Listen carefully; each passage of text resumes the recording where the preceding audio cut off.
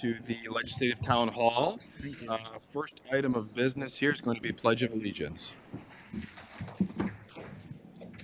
Pledge allegiance to the flag of the United States of America and to the republic for which it stands, one nation, under God, indivisible, with liberty and justice for all.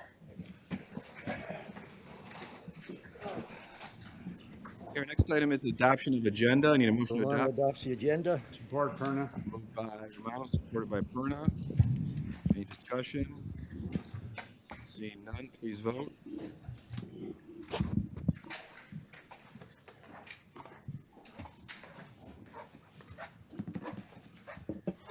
Motion passes 30.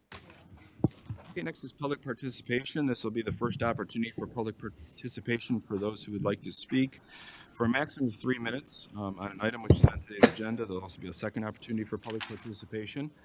Would anyone from the public like to speak? There's a podium right there. The mic should be on. Just state your name for the record. Hello, everyone. My name is Gregory Murray. Boy, this place has changed. Mr. Finn, how are you? The last time I was here, I had thicker hair. This was black, and I didn't have all of this. But I am here today to ask, especially our legislative representatives, I'm here to ask you to support Senate Bill 292. That is a bill proposed by State Senator Michelle Hotinga. That bill would provide greatly needed relief to seniors 65 years and older. Those people in that category would be relieved of the requirement to pay property taxes. As a senior on Social Security, the property taxes in my municipality consume almost 40% of my entire Social Security check.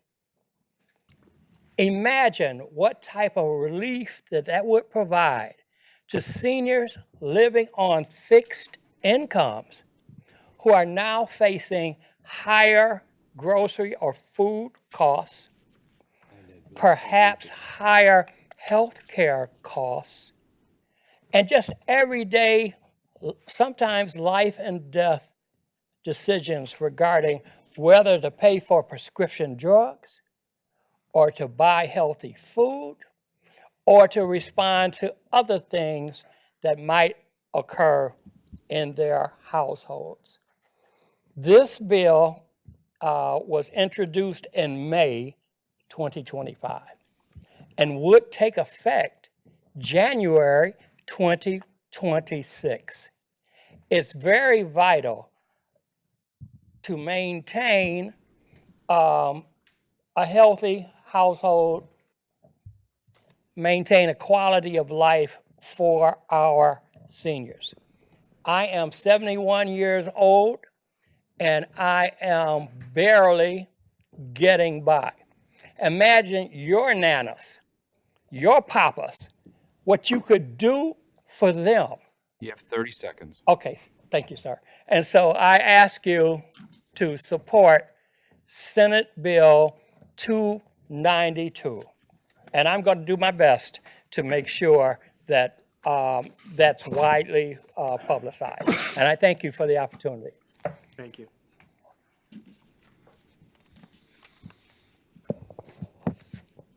Hello, Mr. Chairman, members of the Macomb County Commissioners. I want to say hi and thank you for all the good work that you're doing for the county. I am the Macomb County Treasurer, and I enjoy working with these great commissioners. And while I'm up here, I just want to say I'd like to greet all these new state representatives and all of these young state senators and welcome them to Macomb County. They are doing a good job for Macomb County, and I'm hoping that while they're here, they'll continue to keep doing a good job.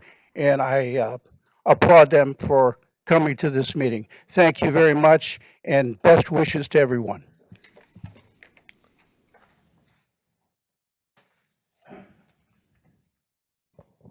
And I am Pastor D.L. Bradley, 35879 Foxwood Court. As with Brother Murray, I'm the next generation after the greatest generation that ever lived. I'm a part of the generation labeled the baby boomers, 1946 and 1964. I was born in 1946, the first of the group, and as of November 2025, I will be 79 years old. We inherited what the greatest generation, the generation that secured the peace during the turbulent 30s and 40s, handed off to us. We inherited it. You in the legislature and government now have the power by your legislation to do for us as we did for the greatest generation, to let us have our retirement years be years of tranquility and not wondering day to day if we can financially make it another day. This Bill 296 passed this legislation and give us the peace that we gave our predecessors. They handed off the baton to us, the baby boomers. We accepted it and transformed the nation. And when we showed up, a new industry emerged because we were such a large portion of the new generation. The baby boomers brought forth the Gerber baby food industry. When we left, they fell off. And when we got to be children, then came fast food, McDonald's, housing boom, powerhouse nation. It ended up being what our legacy is. And now, I and we, the vanguard of a retiring generation, look to you who are sitting here, who are accepting the baton to us, from us, and we simply ask, as we age and retire, let our retirement be a tranquil one and not one filled with turmoil. Thank you.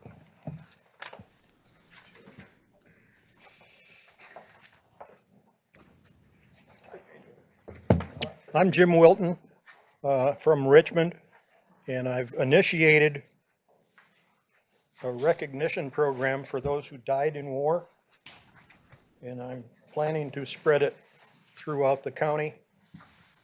And this is my display banner cover, and I've got some points I'll go through.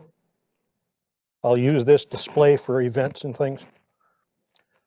These people were killed in war. Do you ever see their faces? Pretty hard to find their headstones. My program runs from World War I to present day. I may extend that at a later point. The banners are up about 3 weeks every year on Memorial Day.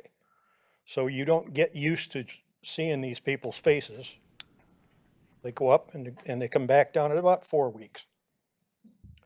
This is a non-competition nor advertising program.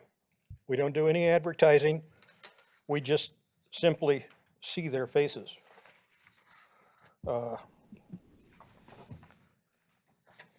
This is my banner stand. And I go to events and set that up. I plan to go to Lansing as well. I just got a copy of a picture today of a young man from this area that was killed in war. And, you know, it's just sad that they are gone somewhere and we don't know. This program is to bring citizens together, not separate them. We cover their military service and connected wounds. I have a Facebook site. It's Macomb Area Fallen Heroes. And every day that I find someone who was killed in war, or 3 people who were killed in war that day, I post them on that Facebook site. There are similar programs around the country, and my wife and I have seen them in Minnesota and all over. a little overdone maybe, because they have everybody that was in the service. I spent 39 years in the service and retired as a chief master sergeant. We don't need me on a banner. I came home. You have Came 30 really seconds. close a couple times, but I would recommend that the county put together a board and manage this. I'm more than willing to work with them. I'm getting old, obviously, but I'm here to take care of these guys and make sure they're known. Here's the cover for my program. And if you have any questions or comments, my phone number is 586-876-1235. I have rack cards in a box here that I pass out. Here's a better view of what our banner would look like, but it would have the Macomb County building. You're out of time. Thank We you. will circulate that information to the board. Thank you. Thank you. Would anyone else from the public like to speak? Anyone else from the public?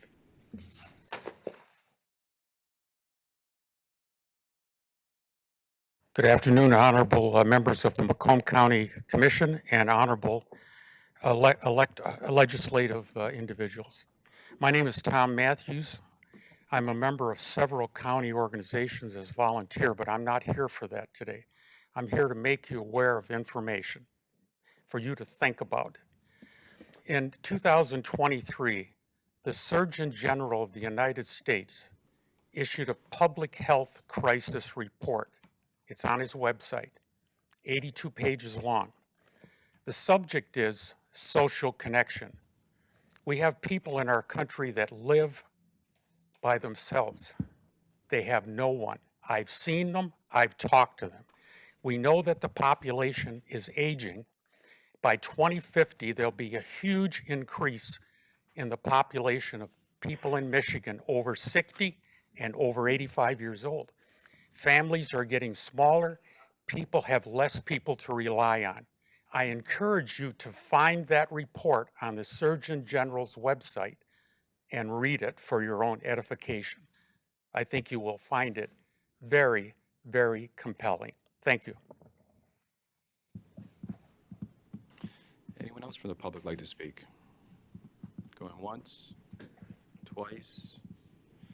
We'll close public participation and we'll move into our town hall session. So first and foremost, I'd like to welcome all of our legislators here today, taking time out of your schedule to come here and talk to the board in regards to what's going on with Macomb County specifically and what you're working on. Talking with staff in regards to this event. This event started with a request from Commissioner Marv Sauger. Many of you know Marv, and it was his idea to start this town hall. So we're here honoring Marv as well. But Marv was a great commissioner, great person, served with him for a number of years. And, it's great to think that Marv was part of this for as many things as he's done throughout his life. So basically, it's going to be updates from our legislators, commissioners. We'll have Q&A. So legislators, if we can keep it short and sweet. My job is to keep us on time, which is going to be very, very difficult, I know, but I will certainly do my best. So we will start with just a motion to receive and file. So moved. Support. Moved by Howard, supported by Grote. And we will start with Allison Bohn from Representative Chang's. So from Senator Chang's. Legislators, we have wireless mics there in your tables, so you can just hand them to each other, so you have access to the mics, and hopefully we have no technical difficulties here today. So we'll do our best. So Allison, you have the floor. All right. Thank you very much for having me. I am Allison Bohn. I am Senator Chang's Constituent Director. So I would like to bring up two bipartisan bills that we are working on right now. The first is police practices. It's known as the STAT bill. So standardization, transparency, and trust. So we are working, like I said, bipartisan. So some of the senators involved are Senator Chang, Senator Irwin, Senator Johnson, we're working with Senator Victory, Moss, and McBroom, just to mention a few. This bipartisan package will lead to more transparency, limit no-knock warrants, require de-escalation and crisis training responses, safeguard and protect the residents as well as police members as well. So it's both to support the public and officers in the line of duty. According to a poll, 90% support duty of intervention policies. 74% of people surveyed support use of force policies, and 88% support police training improvements. So this is something that is important to the community and will affect Macomb County as well as the rest of the states. The other bipartisan bill that we are working on, thanks to Senator, I'm sorry, let me pull my notes up. We are working with is the pregnancy, centering pregnancy bill. So this will hopefully improve maternal outcomes as well as birth outcomes. So studies have shown that if pregnant women and pregnant people are in small group settings and learn about like things like breastfeeding, maternal care, and learn also how to take care of themselves while they're pregnant, will help improve the life of the pregnant person as well as birth outcomes. So it better classes and smaller class sizes will help people learn how to like control gestational diabetes, learn about better eating, how to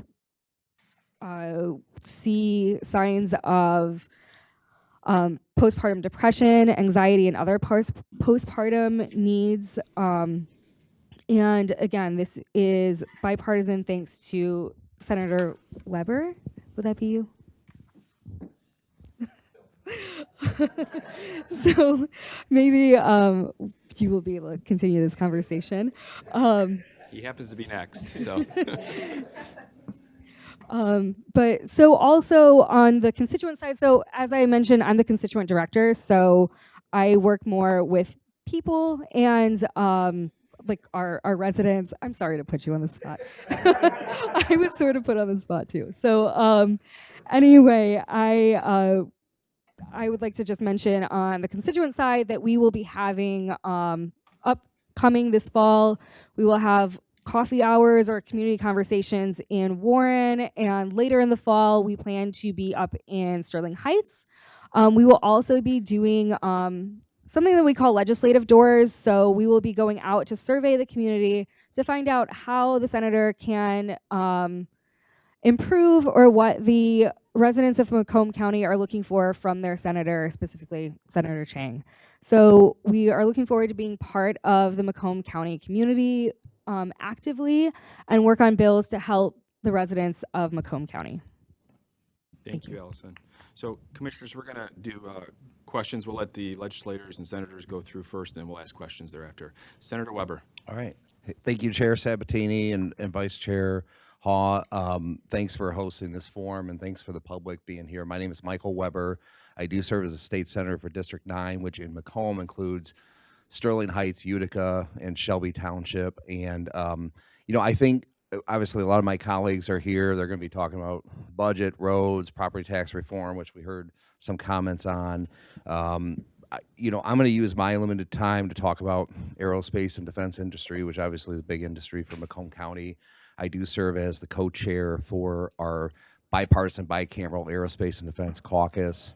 And a lot of the members, I want to say virtually every member or member office that's here is part of our caucus. We've got over 45 members. And it's a very interesting time, obviously, in that industry. It is our third largest industry in the state, over $30 billion. But, you know, obviously we've had some wins in terms of Selfridge and the fighter jet mission, but then also we're cognizant of the fact that it's an anxious time for a lot of the businesses as we have the Army transformation, discussion.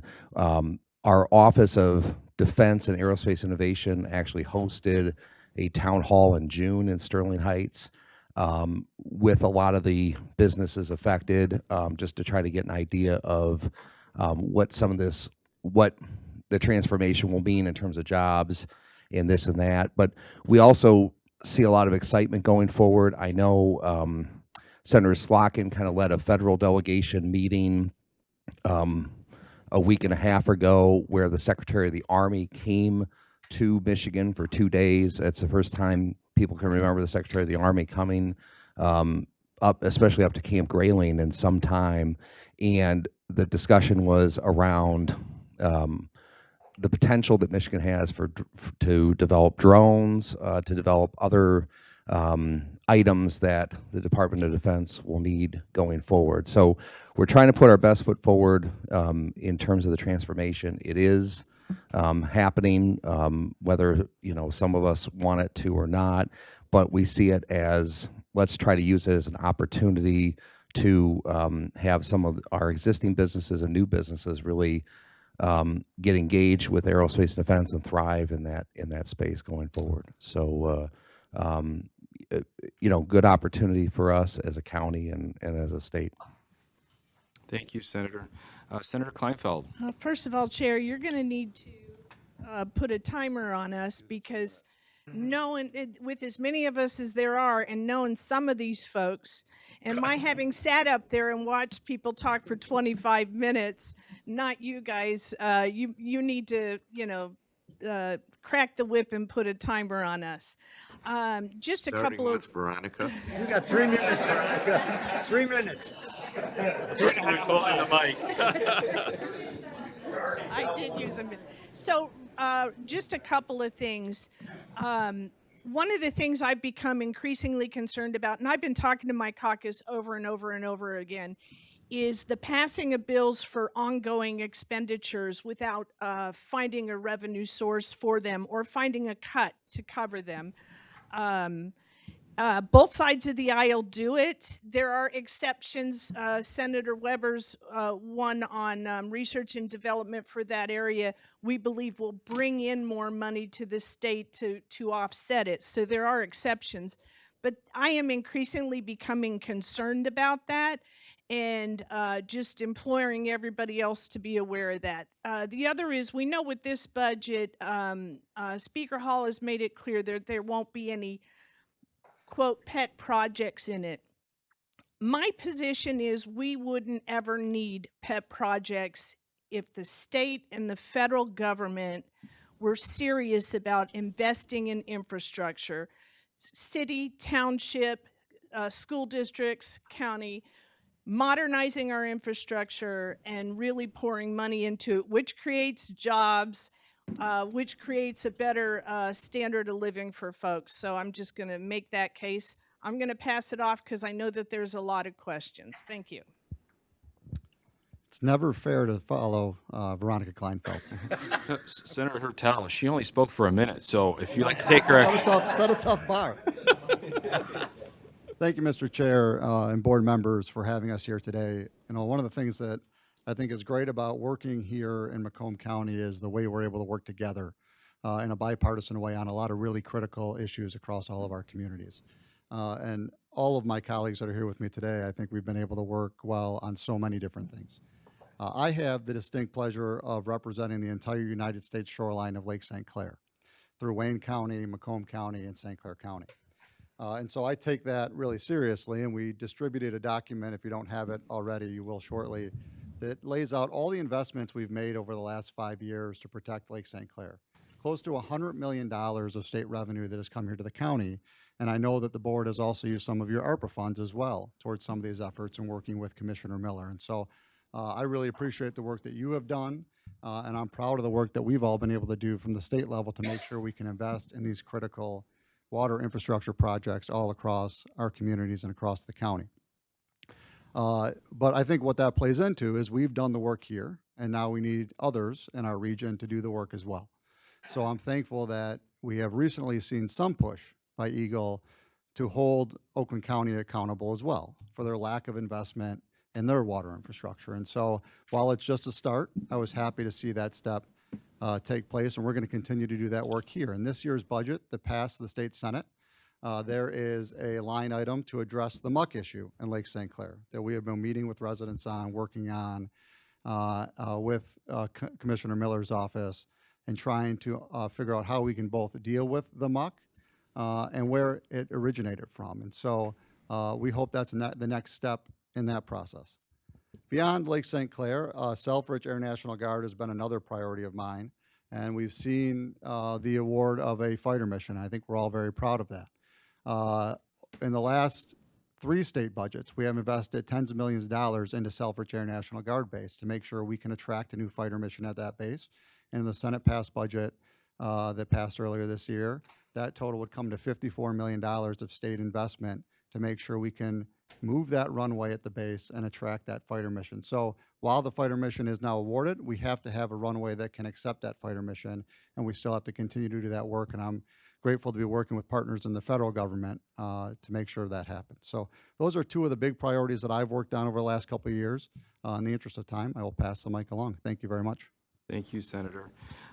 From Representative Greene's office, Nick Miller.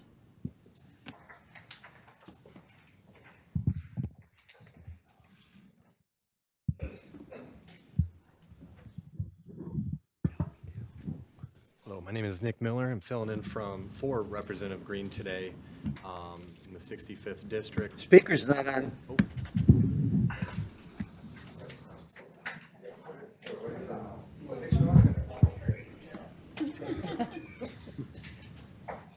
A couple of things we've been working on legislatively. Is that good? Can you guys hear me? Okay. We've been doing a National Guard apprenticeship bill, House Bill 4279. Been trying to establish an apprenticeship program for National Guard members to transition out of the National Guard and into, our regular public workforce. The hope is that there are enough certifications that are, or enough fields that are learned and represented in the National Guard, that a lot of them can be transferred over to the regular world.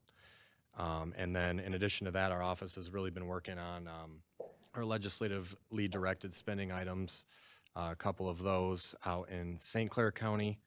And we have an aeronautic code revision bill as well that just updates and defines some new technology in our aeronautic system. Been working with the Department of Transportation on it. So that is about all. Thank you. Thank you, Nick. From Senator Peters' office, we have Jen Swift. Thank you so much, and can everybody hear me? Okay. Hello, everyone. Thanks for letting me participate today. My name is Jen Swift. I'm the Regional Director for Macomb County for Senator Gary Peters. Have a few updates because I'm sure you're aware there's a little bit of things going on in D.C. here. It's everybody's favorite season with the appropriations and budget season. There's a few initiatives that the Senator is working on currently. The first one is a bipartisan effort with Senator Hawley from Missouri to ban member stock trading. That has, it's advanced out of committee and it's going to be voted on the Senate during this term. As well as the child care for working families, that is advancing through the committee as well. That one, the main thing is to provide more funding for Head Start and more funding for states to expand their access to pre-K for 3- and 4-year-olds. That's the initiatives that we're going to take up this fall. In addition to that, the Senate released their appropriations. We have some wins for Macomb County, kind of piggybacking on what Senator Hertel and Senator Weber talked about for defense in Macomb County. We were able to secure $9 million for Selfridge for the bed down for the KC-46 tankers, as well as the new F-15EX fighter mission, as well as a further $5 million for runway improvements there. We secured some funding for the Ground Vehicles Center to for cybersecurity initiatives for some of the military vehicles. The Army said that that was an area of concern, so we got some research and development dollars there. And then I know that this is everybody's favorite, but some more funding for roads and roads construction. Got some funding for improvements on Mound Road between 8 Mile and 696. So those are the initiatives, and looking forward to getting back to work. Thank you all. Thank you, Jen. From Representative McKinley's office, Zvonko Blazevski. Blazevski, thank you. Zvonko Blazevski, Legislative Director for State Representative Donavan McKinney. He unfortunately could not be here today. His wife gave birth to a beautiful baby girl on Friday, so he's spending time with the newborn and keeping two other youngins from running amok in the house. Thank you, Chair. Thank you, Vice Chair Haw as well, for just giving me the opportunity to speak. Obviously, Representative McKinney's on the House Appropriations Committee, and we're doing our best to advocate for communities that are, so that communities like in the south end of Macomb County are not forgotten in the budget discussions, particularly the social safety net, which, some of the federal budget actions could impact some of those constituents. So we're working hard on that, as well as our work on the Defense Caucus. Representative McKinney is the co-chair with Senator Weber on the Michigan Legislative Aerospace and Defense Caucus, and we're proud to say it's one of the most bipartisan efforts I've been a part of in the entire legislature. It's many members, and we're not just trying to secure suffrage for now. We're trying to secure suffrage for the future by looking at projects that can make suffrage more sustainable, more secure in future budget discussions. So that's some of the stuff we're working on. Obviously, creating jobs in Macomb and the Tri-County area in the defense industry is something that's very important to Representative McKinney as well. Another thing that we're working on is obviously mobile home legislation. Many of our communities have mobile homes, manufactured housing parks that are, in certain upkeep. Some are better than others. What we're trying to do is give the locals a little bit more tools and the state as much tools as possible to kind of go after some of the abuses that the park owners have been doing. And so that's something that we're hoping can be a bipartisan effort. We didn't get it done last year, so we're actively working on that. And another thing that we're working on is right now you can buy intoxicating hemp products at gas stations, party stores. There's several, that's happened in Roseville where people are able, for example, to buy products that are intoxicating, that under the Farm Act at the feds, you're able to purchase these products, and they're pretty intoxicating, and they're selling them to minors. They're not taxed, they're not licensed, they're not regulated, they're not tested. So we're trying to look at closing that loophole at the state level to kind of, combat that. So that's pretty much all I have right now. Thank you for giving me the opportunity. I'll be free to talk afterwards if you have any questions. Thank you. Representative Edwards. Thank you. I'm not sure who Senator Klinefelt was talking about. I think we all are short-winded. Well, anyway, thank you for having me here. I would love to go over all the things that we're working on, but we're working on so many. I think the most important thing is being in the community and hearing from our constituents and understanding what their needs are and providing a safety net and understanding of what their concerns are and restoring that hope to them, especially with the budget not being completed and they have so many concerns and so many worries. So basically we're tackling those and ensuring that somehow it's going to be okay. Regardless, at the end of the day, it will be okay. But one of the things I want to highlight after meeting with constituents is an Ebony alert system, which is an alert system for individuals between 12 and 25. So there will be a system for individuals who are missing between that age gap that we will look for. My constituents are very concerned about individuals who are missing in their community. Again, I have the pleasure of representing not only Macomb County, but Wayne County as well. So those needs are both across on the other side of 8 Mile also. One of the other things is increasing the social work licensure process. We might have more like social workers coming back into the field with this actual plan, but there are so many other things that we're working on that I would love to share, but we are out of time. So again, thank you for having me here. It's always a pleasure to be here and share those wonderful updates, and I look forward to working with everyone on both sides of the aisles. Thank you. Representative Xiong. Good afternoon, everyone. Hi, I'm State Representative My Song. I represent the 13th House District, Warren, Roseville, and a portion of St. Clair Shores. And Chair, thank you so much for having us here. Hello, fellow commissioners. I had the pleasure of serving with many of you as a former commissioner, and I appreciate all the work that you guys are doing on the ground, working with constituents, and you've really shown what it means to be bipartisan. So I thank you for that. I think as Macomb County legislators, we have a huge opportunity to work together in a bipartisan fashion. I've seen that, and we are really leading that when it comes to working in our state. I have the pleasure of serving on the Family and Veterans and the Elections Committee. And as a fellow mother, I know how important childcare is. So I'm working on legislation that would help to extend the TRICARE program that we have here in the state, where the state can provide funding for childcare as well as employers and employees to help alleviate some of those costs for parents. And back in May, I had the honor of hosting a Veterans Resource Fair in Macomb County, and we had about 150 veterans attend. And so I hope to continue to do this. I know how important it is in supporting not just our own military service members and their families, but our veterans as well too, who are in dire need of support, as we heard from some of the speakers here.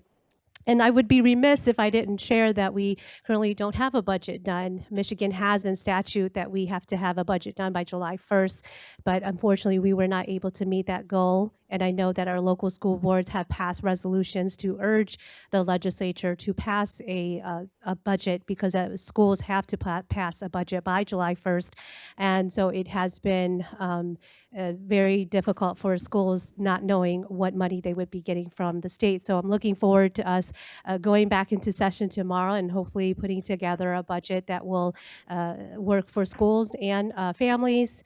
And with the big, beautiful bill that was signed into law back in July, there is our agency, the House Fiscal Agency. It's a nonpartisan agency, so not Republican or Democrat, where they look at bills when we introduce and when we pass them, they look at the financial impact of our bills. And in this case, they looked at the HR 1, and they estimated that Michigan would be losing at least $1.1 billion because of the Medicaid cuts, and then up to $7.1 billion by 2033. And then with the business tax cuts, Michigan would lose state revenue in 2026, $677 million, and it continues to go down after there. So I think right now we are in very challenging times, in that as a state, 40% of our budget is federal dollars. And as we're looking at how we are going to fill these gaps, we know that there's just not enough money. So we'll have to be making some really tough decisions. And I certainly don't envy any of my colleagues here who serve on the appropriations that will have to make those decisions. And that is the reality of what we're facing with, but I'm glad to be here. I'm honored to be here, and I look forward to our discussion. Thank you. Thank you. Representative McPhail. It's McFall. Thank you. Pardon me. Hi, I'm State Representative Mike McFall from House District 14, which includes part of Oakland County and part of Macomb County. So I have Hazel Park, Madison Heights, Centerline, and part of Warren. One of my primary focuses is on mental health. There is a push at the moment from MDHHS to privatize basically our mental health system here in the state of Michigan, which I know me and many of my colleagues on both sides of the aisle are not huge fans of. So one of my goals is to hopefully push that back as much as possible. I know that this has been tried several times in the past, and I'm not really sure why at the end of the governor's current term this is being pushed without a longer runway. So that is one of my biggest focuses. In fact, I recently dropped a bill that would decriminalize psilocybin for people with PTSD. As we know, there's a push at the federal level and in our VAs. In fact, I know several veterans who have been recently at the VA where they're actually recommending psilocybin treatments for people with PTSD, and they have actually been recommended that. The only problem is that if you're pulled over while driving and you have it on you, you will get arrested. You will get in trouble for it. So my bill would just decriminalize it for people with a diagnosed PTSD a diagnosis. So, but again, that's one of the things that is my primary focus for me and my district when I'm talking to constituents. Mental health, no matter what door you're knocking on and talking to, whether there's an R or a D or an I, independent, mental health seems to be a primary focus for many families. After COVID, I think we realized one of the silver linings of COVID, I think, is that we now talk more about mental health, whereas we did not in the past, the stigma of mental health. And so I think a lot more people want to make sure that the government is focused on this, and we need to make sure that we are focusing on this. So again, I appreciate you guys giving me the opportunity to come today, and I look forward to working with you all. Thank you. Thank you, Representative. Representative Wozniak.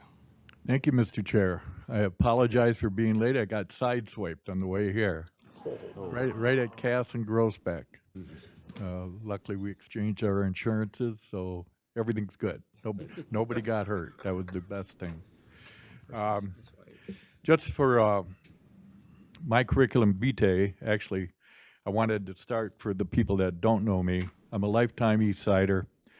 I graduated from the University of Michigan in 1969 with a degree in mathematics and economics.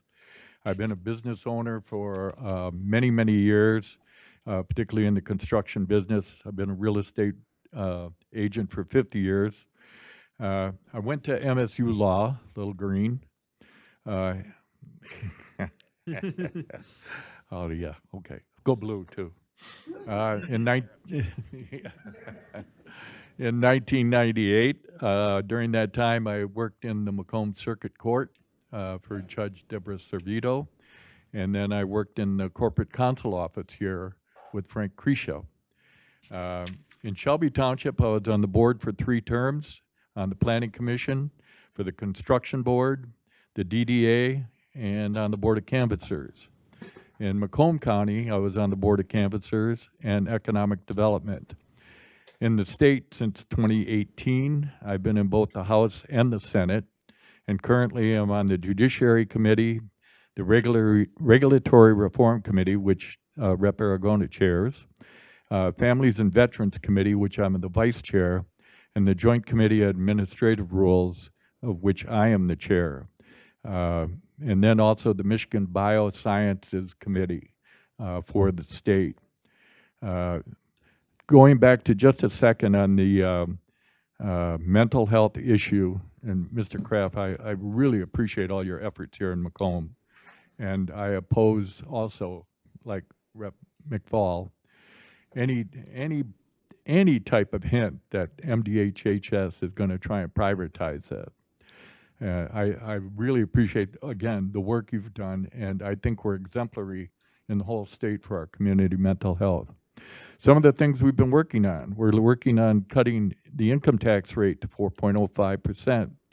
In the UP, energy generators will be operational hopefully through 2049. With the help of Chair Aragona, we want to review and reduce burdensome regulations driving up housing costs, and I have already had them in front of my committee to testify, both the HBA and Lara, as to the reasons that we have all those burdensome regulations. And we're also working to get mandates gone and restore local control of siting. For preparing all our kids for the future, we want to modernize statewide testing, base reading standards on phonics and science of reading, improve school safety and mental health services, increase transparency with school report cards, fund local school districts with flexibility to meet student needs. Demanding accountable and effective government. We're going to propose ending, and we've done that, end secret political spending, ban non-disclosure agreements for legislators and staff, strengthen lobbying restrictions during and after service, protect taxpayer dollars, no welfare rent subsidies for illegal aliens, allowed shared school administration to reduce overhead, give oversight committees subpoena power, which we've done.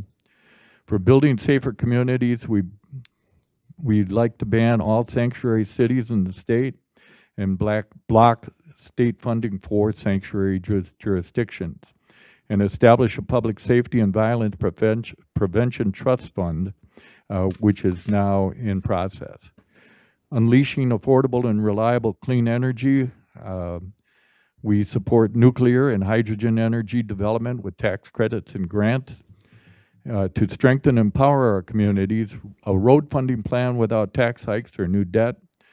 Support Line 5 tunnel project for energy security and jobs. Protect farmland by restoring local input on energy siting. And then, again, prioritizing mental health, addiction, and healthcare.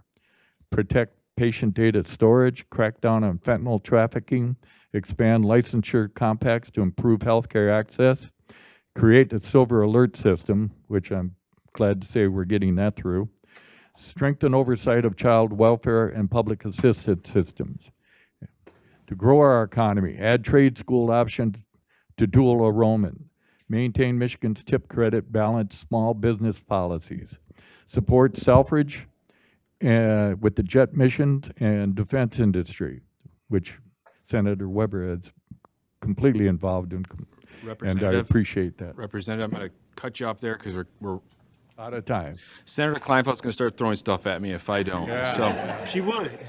Yeah. She would. thank you for Well, that she surrendered detailed her update. time to me, so.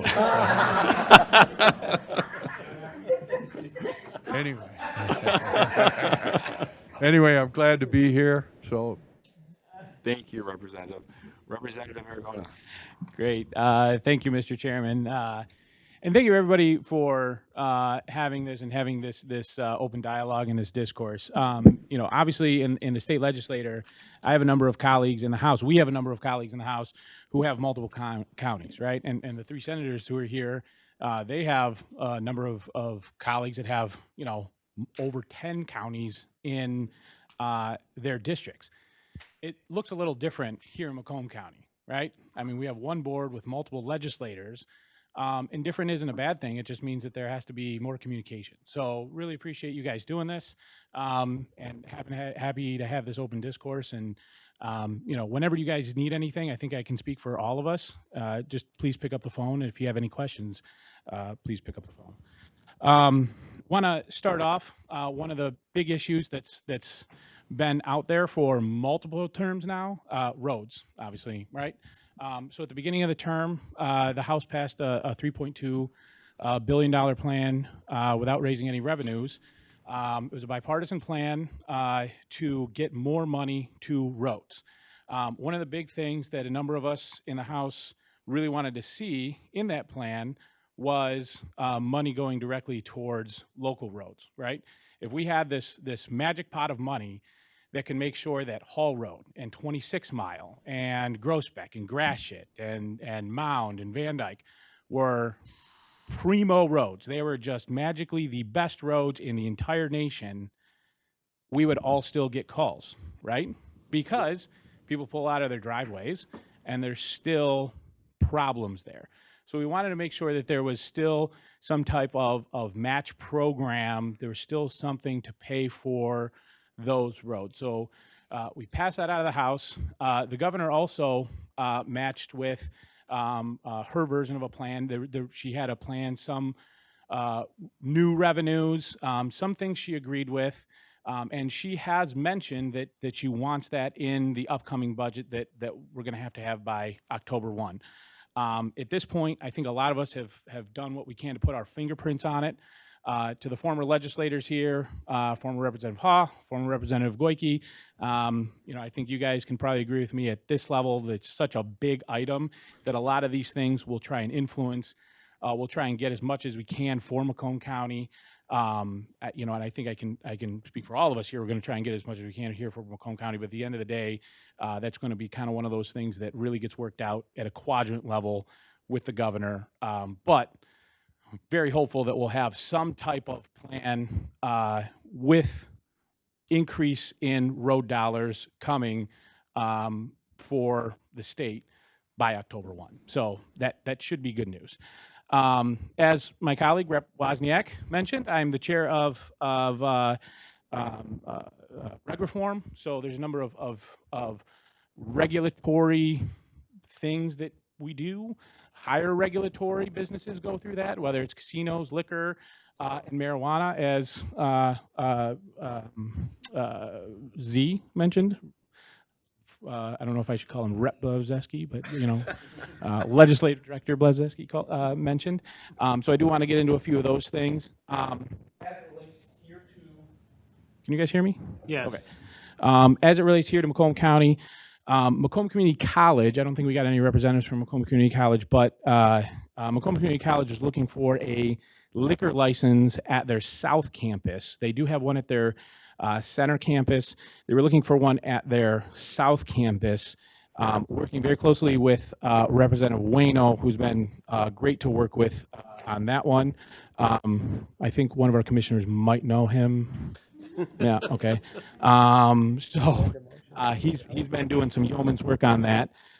It's actually kind of opened it up into a kind of a bigger regulatory issue that we're looking at for a number of other community colleges, because we're seeing that community colleges are kind of that hub for a number of places throughout the state for those conventions that are smaller, right? You're not going to go to the Rensen, you're not going to go to Cobo, you're kind of that smaller meeting area, and a lot of these places tend to need a liquor license. I mean, you can pull a daily pass, but that tends to be arduous and expensive. So it looks like there might be a number of other community colleges that are following Macomb's lead on that one. So Macomb's kind of leading the way. But as I said, I definitely want to give credit to Rep. Wayno for doing a lot of work on that. He and I each have a bill, and we expect that to hopefully be signed by the governor. I would hope before the end of the year at this point. We also have another bill that helps out. You're running out of time, Representative. Is that what it is? Are you cutting me off up there? So we are. I'm going to try and hurry this up. Here we are on Great Lakes Water Authority water, right? It's something that we use here in Macomb County. And there was a bill by one of my colleagues, two of my colleagues actually. It was a bipartisan package to help give. So I'm going to shout to you, if that's okay. Is this better? Yeah, that's better. So there was a bill package to allow some of the security forces for GLEWA, maybe I got to get closer, to actually be MCOL certified. The chief for GLEWA was actually the former police chief in Sterling Heights for a number of years. His resume reads, I mean, you can't find somebody better to lead one of your police forces. He's definitely seems to be very much an expert, but he's looking for MCOL certification just so that they can better protect the water infrastructure that we have in Southeast, right? I mean, that's not something that we would want to have anybody either accidentally, or if somebody nefariously wants to go after our water system, that's not going to be a good thing, right? And too often government responds to emergencies or things that have already happened. So we were trying to nip that in the bud, so it's not something that's front page, and then all of a sudden we react to it, right? So we were trying to be proactive rather than reactive on that. So we've moved those bills out of committee and through the House. They're in the Senate. We actually did work on those bills last year, very late, so they didn't have the time process to go through the entire legislature, so we're hoping those will become bills this year. We are going to be working on housing. I'm almost done, Mr. Chair, I promise. We are going to be working on housing. My colleague, Rep. DeBoyer, does have, Senator Hertel and Rep. DeBoyer both have bills regarding land splits. So currently, if you have a plot of land, you can divide it into 4. Their bill would allow you to divide it into 10.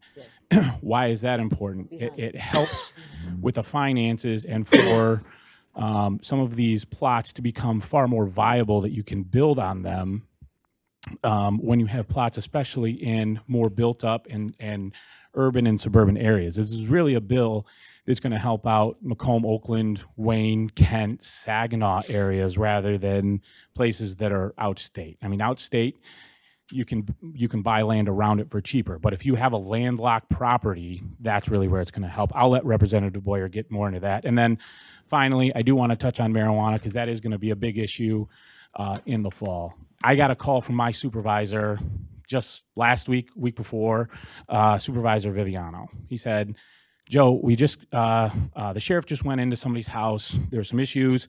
He has a license to grow 72 plants, a caregiver model. We found him with 500 plants. I want him to lose his license. There's issues. What can we do to him? Well, I'm sorry, Frank. You know you can only fine him $500. That's the law right now because there's conflicting issues within the law. Even if you're growing over 1,000 or 10,000 plants, really the only penalty is about $500. So that's a huge issue for all of these illegal grows that are happening all around the state, and you see them on the news from time to time. That's a problem. So we're going to be stiffening the penalties quite a bit, and then it was also mentioned hemp-based products. Unfortunately, right now, and it's becoming more and more well known, you can actually buy hemp-based products online even. You can have them shipped right to your door.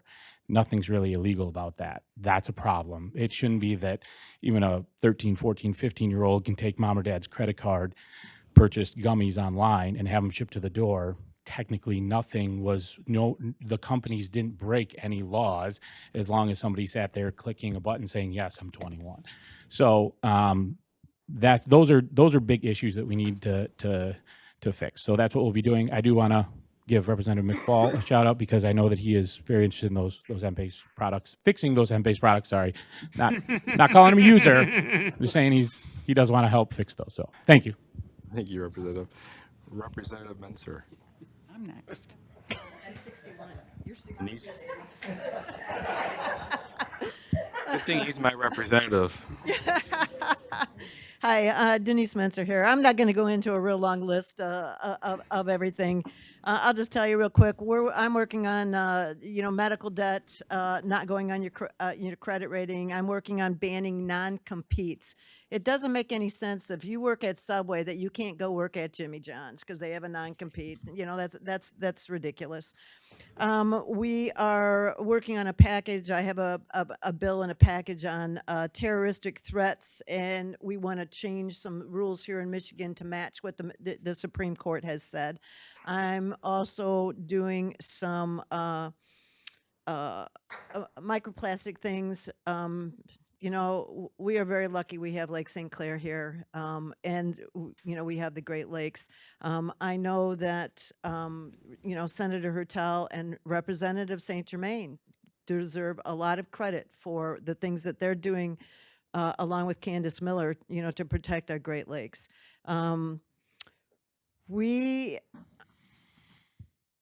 I'm pretty big on aerospace and defense. When I was a kid, I might have worked at Selfridge for a couple of years. It was a very fun and exciting time. I learned a lot of things. And then I met a handsome young airman and moved to Maelstrom Air Force Base in Great Falls, Montana. So the Selfridge is close to my heart, and the work that Senator Weber is doing and Representative McKinney in the aerospace industry has been major.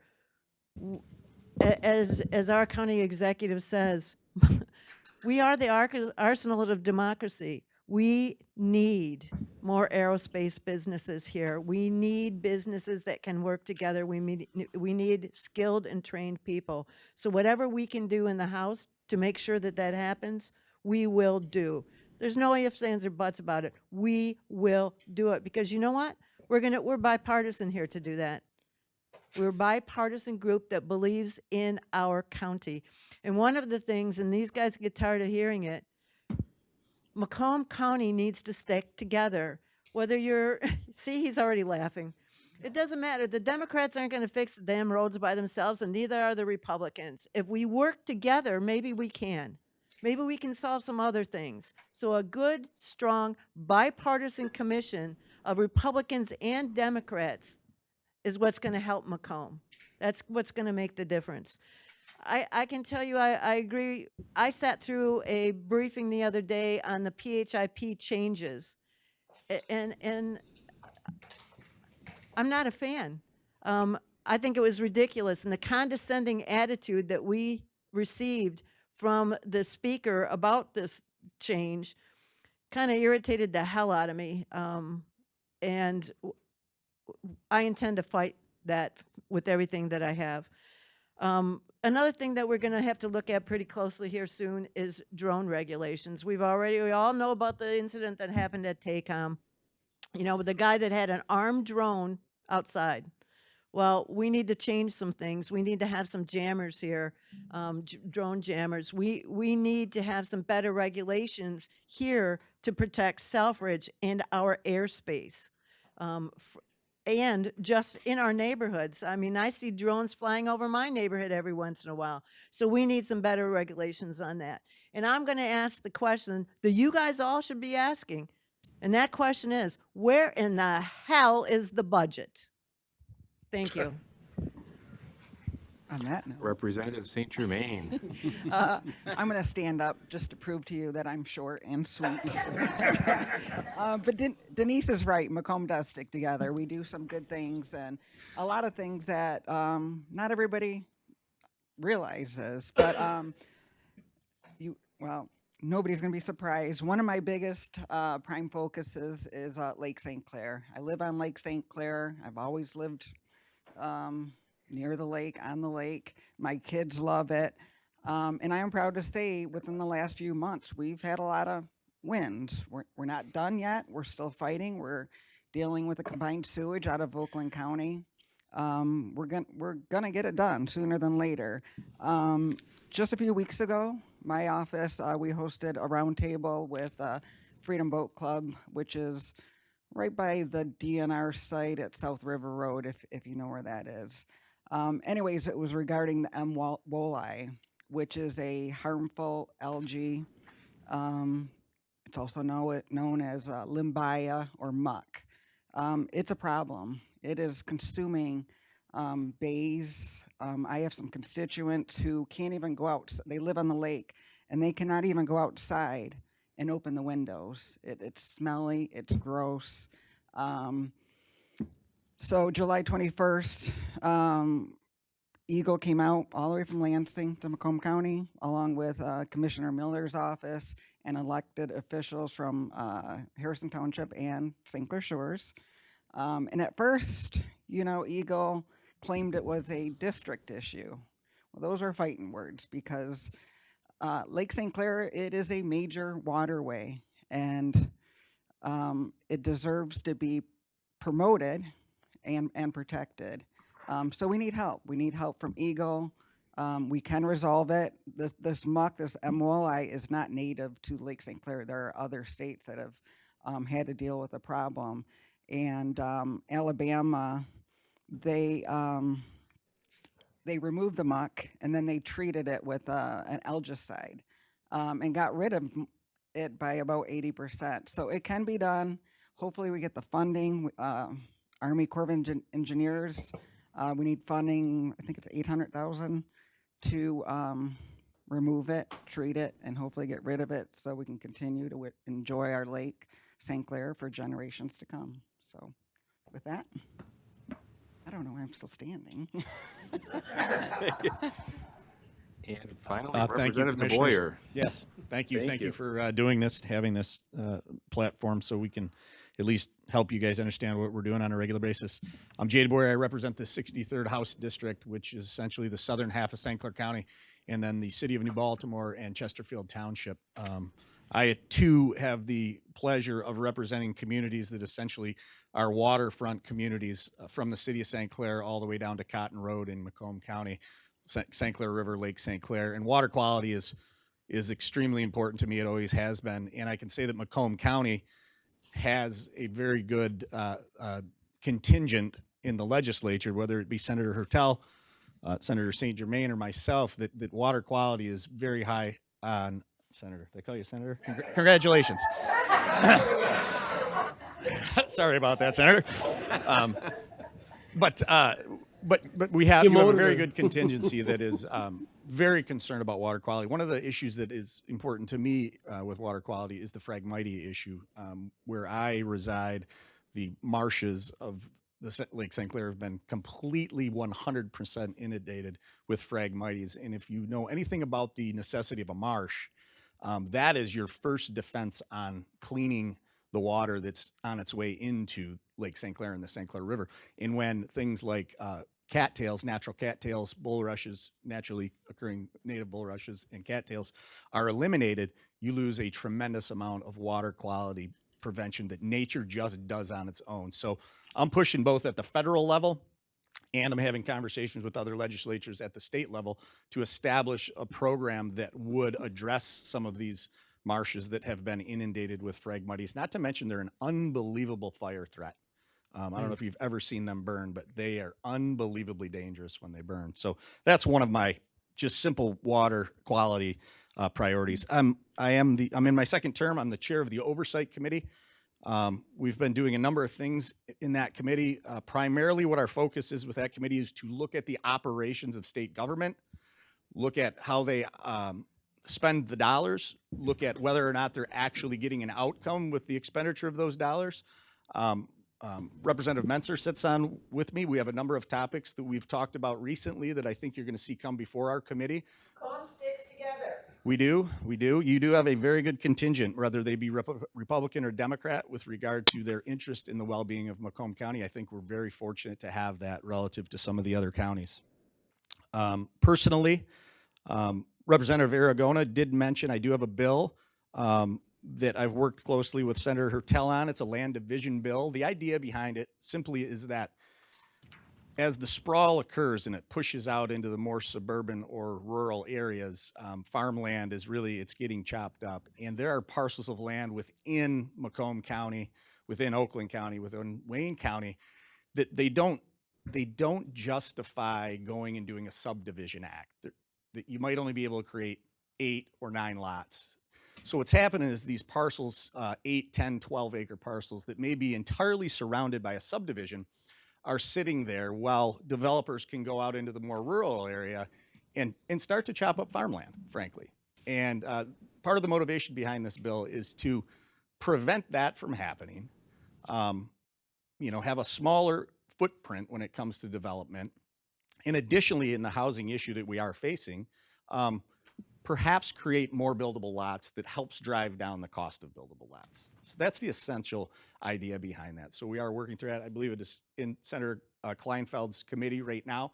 We're hoping to see that come out. I think we will get it worked out, and I think that will come out of committee and end up being put into effect. I think it's a good thing. I also sat on the Judiciary Committee.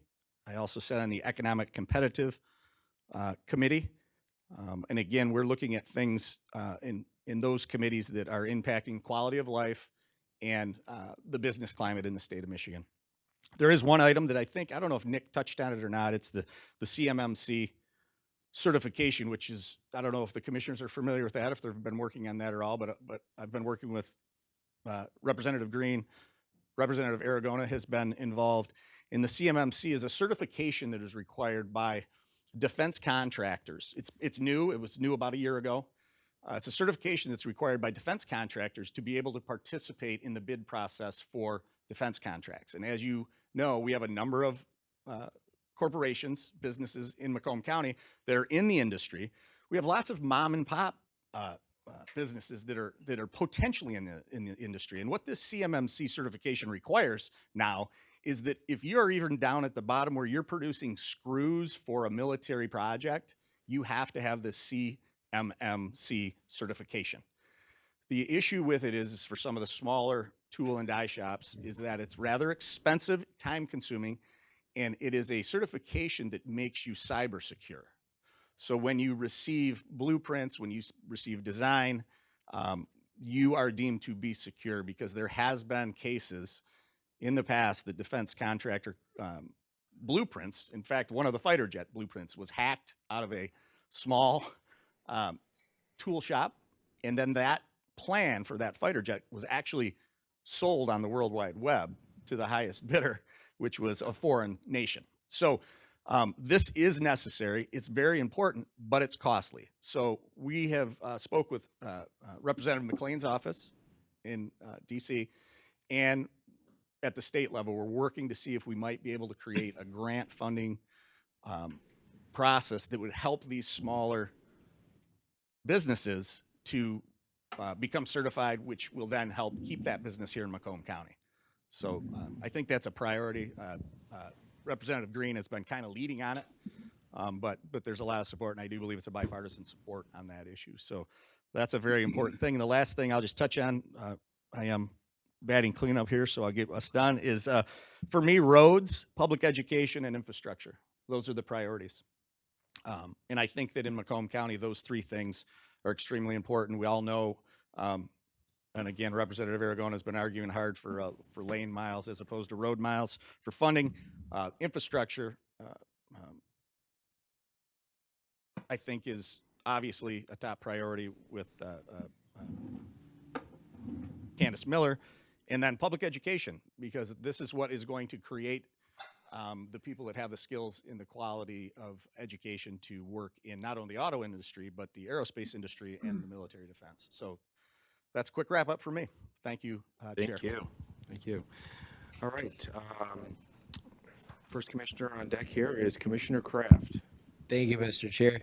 Couldn't help myself. I got to go first since I get to work with you, most of you, and see most of you regularly. So I don't really have an ask today. I just have a thank you. Thank you to all of you. Full disclosure, I'm Rep. DeBoyer's scheduler, staffer, all-in-one staff member, and I know how difficult it is to get all of you in the same room at the same time. So kudos to you and your staff and to our staff here for having you all here. And thank you again for everything related to CMH. I know some of you mentioned it. Some of you have taken a lot of time out of your schedules to meet with myself and our team at Macomb CMH to talk about the real threat that we're facing here, particularly in Macomb.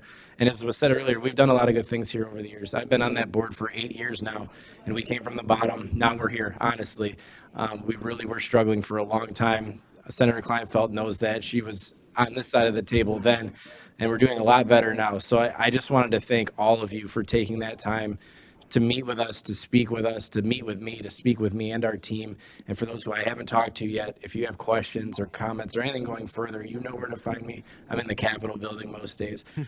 But I'm also here at this table at our CMH board meetings, wherever you need me. And Commissioner Wallace here too. We're kind of a two-prong attack.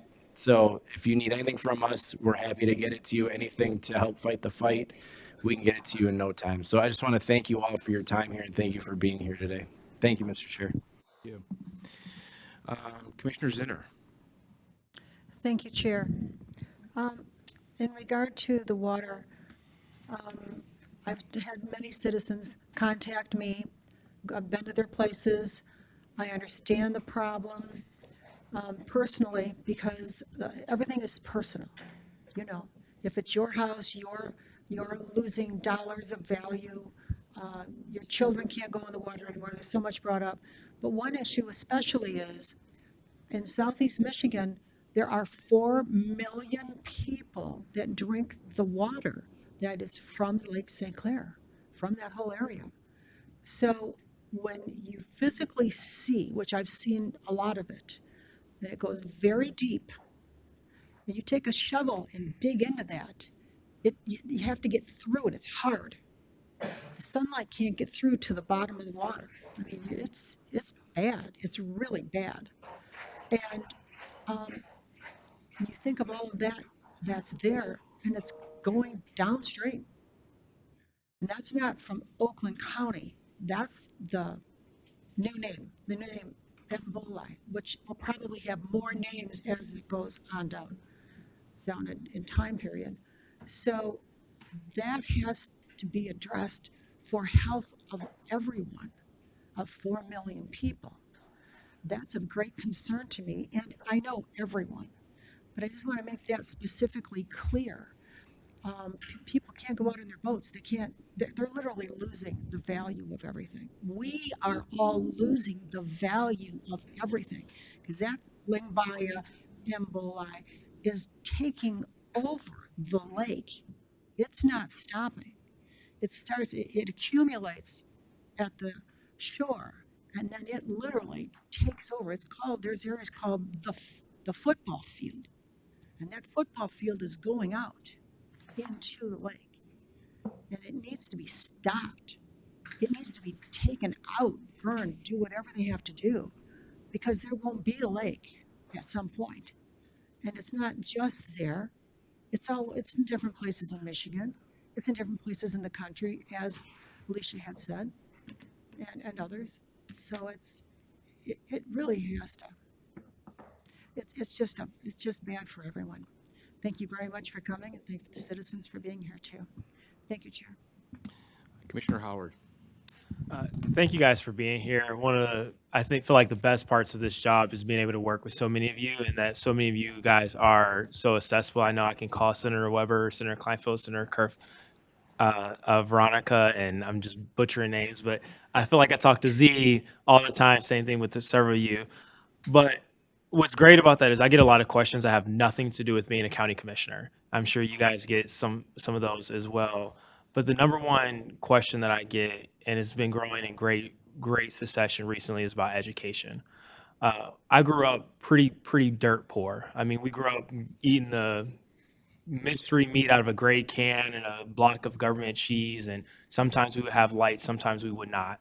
So I counted a privilege of being able to be in this room right now and being able to do something that no one else in my district can do, and it's to vote here at the county. But there's a great concern over education funding, particularly the food program, feeding our children when they're in school. As I would bet, looking around the room, I probably have the youngest child in the room. I have a 7-year-old, a 5-year-old, and a 3-year-old. And as all of us up here are starting to get a little hungry, I can't imagine like requiring kids to go to school, but also not being able to provide them food. And I know you guys are working through that. I know some of those discussions are wrapped up in increasing the per pupil allowance funding, but part of that issue is when some of that funding that gets wrapped up into per pupil allowance goes to the leadership of the school or the superintendents, and that does not trickle down to the students. And so having dedicated funding towards being able to feed our children is so important. I mean, you can look at it in any course of work. If you're hungry, you can't function. If you're hungry, you can't learn. And that's the number one call that I get now, is concern over that. And some of those parents, some of it might be parents, some of it might be grandparents that are watching children, or because a mom died or a dad died, or they're a vet and they're off in war, and these grandparents are trying to take care of these kids. And just feeding kids is a huge burden. And my son's 5, and it's unbelievable how much a 5-year-old boy can eat. And so just making sure our kids, if we're requiring them to go to school, we feed prisoners. Can we feed our children, and making sure that dedicated funding for the food program is there. And I know like roads is a huge issue. I mean, I campaigned on roads just like most folks, because it was the number one issue that everyone gets calls about prior to the education. I live off of Mountain Road, and I have a piece of Mountain Road sitting on my desk at home because it's just crumbling so much. All of you guys can just go scoop up. I think it's a national defense issue, considering the Detroit Arsenal is right there. And, I've flown to DC as a resident before I was elected to lobby at Senator Peters' office for it, and as well as talk to our Congress members. Mr. Rhodes is in the back representing John James' office. And so road funding is huge, but where that funding comes from is important. As Representative DeBoyer mentioned, those 3 priorities are the same. We can say the same, but what order they fall in really matters, and making sure that education is first and road funding does come after our children. So those are just the 2 biggest calls that I get, is how are we gonna make sure students can eat when they're in schools, and fixing Mountain Road, but feed our kids first. Yes, Senator, certainly.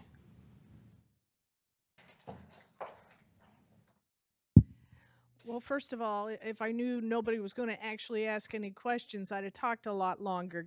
Well, now you're changing your Everybody else position, did. Senator. Now, this is something I'm really going to come at strong.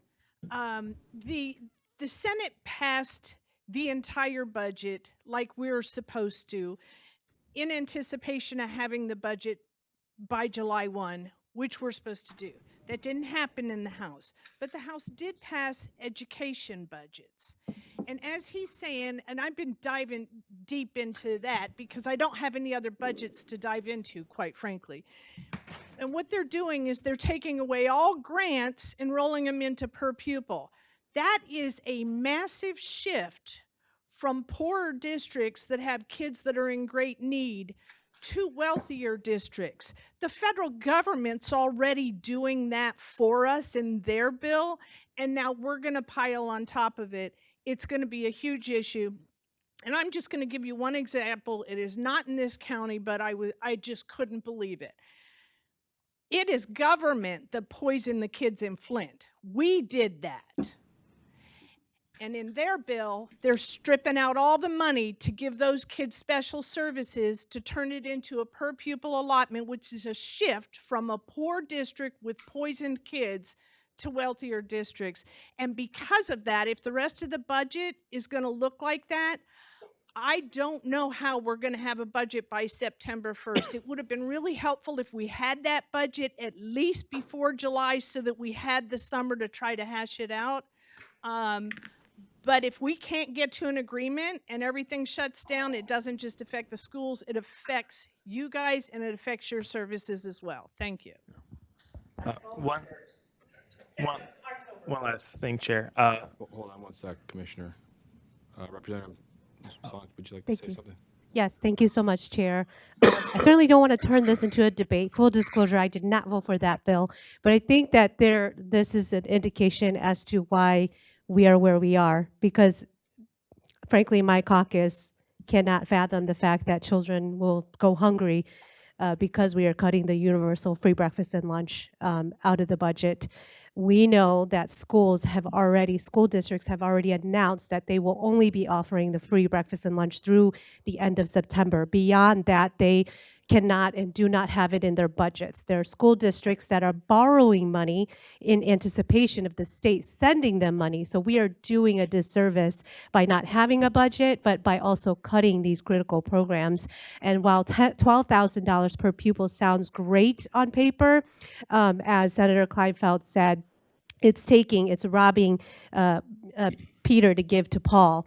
And that is not acceptable for me. And I know how important the free breakfast and lunch program is. And while roads are really important, we do not want to take funding away from schools in order to fund roads.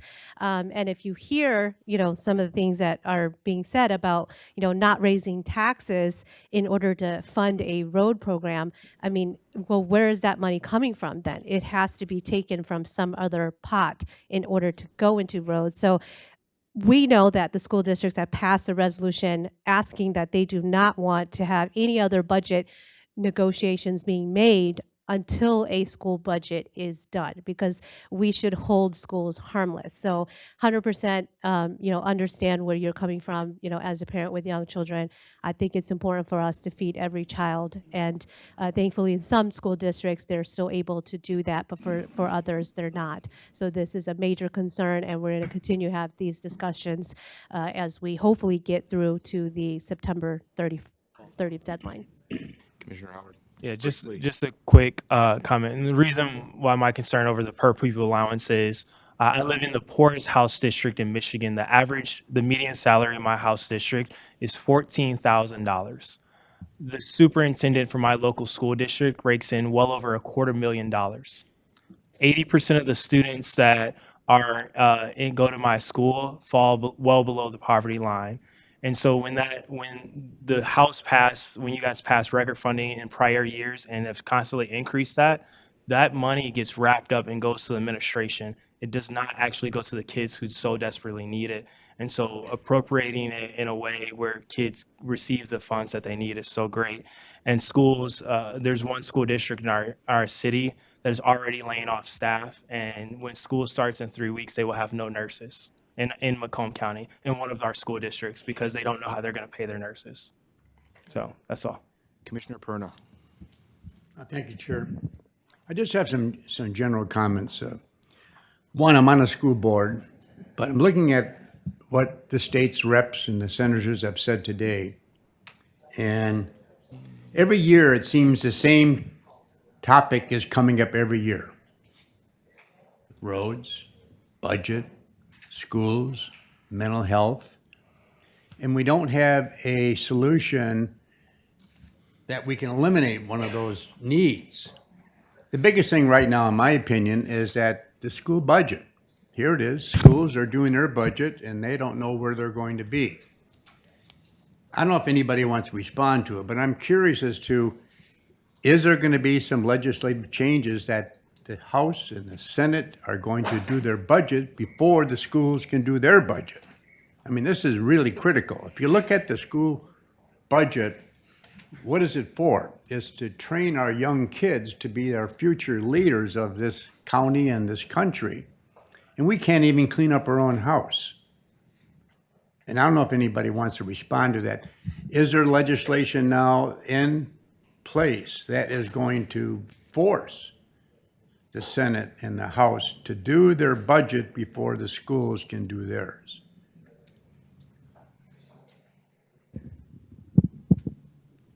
Thank you, Commissioner, and happy 85th birthday to you over the weekend as well. Hey, who? No. Go ahead. 88. Oh. You know, when I was in the Michigan House, we passed legislation on a bipartisan basis that was introduced by Republicans at the time to require the entire budget to be sent to the governor by July 1st. This is the first time since that legislation has passed, and I don't quote me, but I think it was 2019 when it was passed, that law was completely ignored, not by both chambers. We passed the budget on time through a normal subcommittee process in the Senate. We still do not have a full budget out of the House. Those are just facts.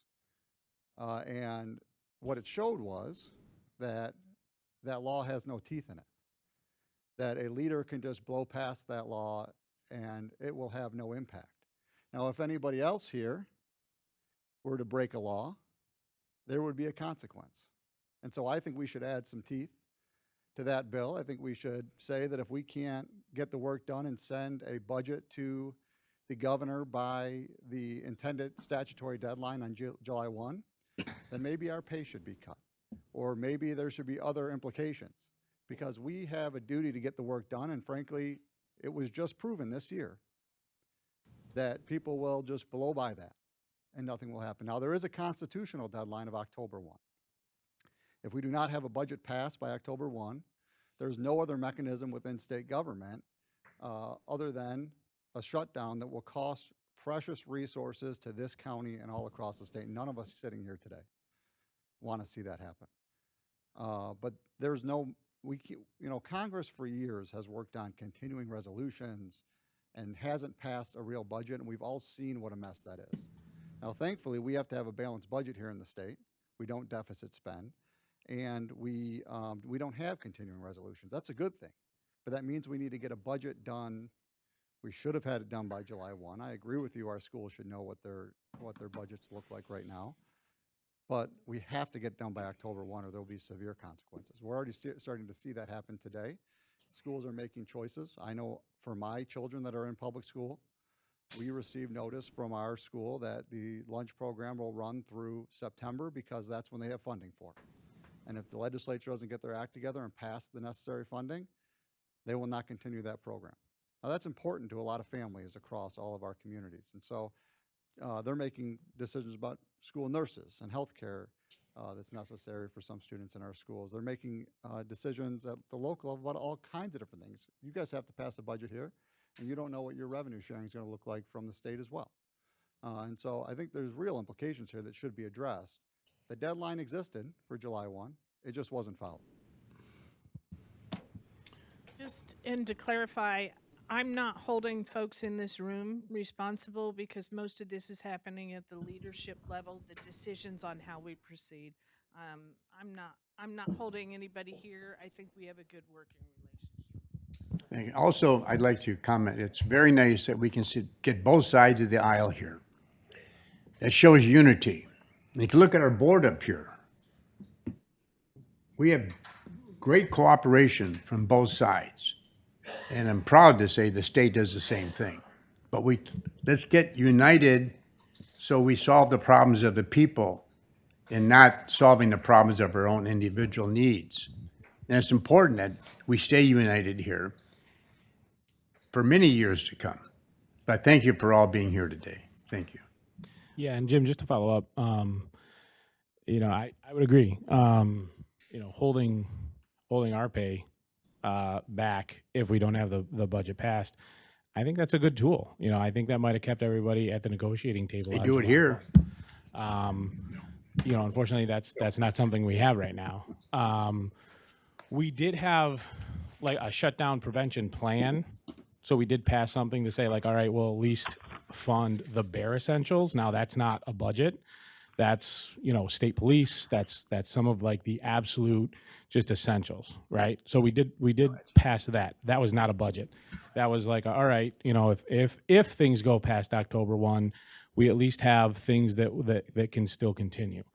In my opinion, I'm hoping, as Veronica said, I think there's some personality issues at the top level that probably I'm hoping that those things can get worked out.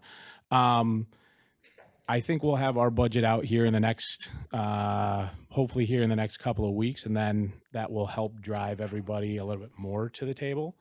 As far as the school plan, yeah, we did have one that reduced a lot of these programs. Right now, I believe the per pupil foundation is $9,500, right? It's been the same for the last 2 years. Last year, it didn't go up at all. First time in 15, 16, 17 years. So we said, the first stab at it was $9,500, go up to, I believe, $1,225, right? So $9,500 all the way up to $12,025.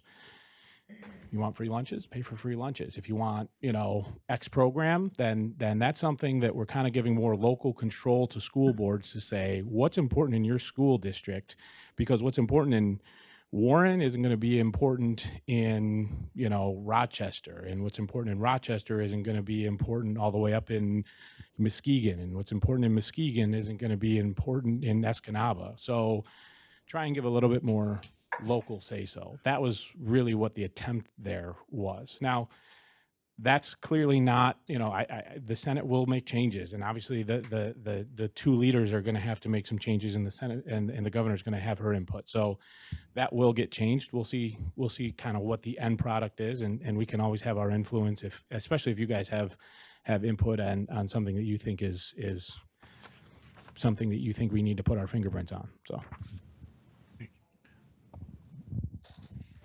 Commissioner Goyke. Thank you, Mr. Chair, and thank you to all you legislators for being here. I want to just, make a real big statement. I do have a question to ask too, but you got to remember, Macomb County is a leader in this state. Our health department here is probably one of the best in the state of Michigan. Our community college, one of the best in the state of Michigan. Even our road commission is one of the best in the state.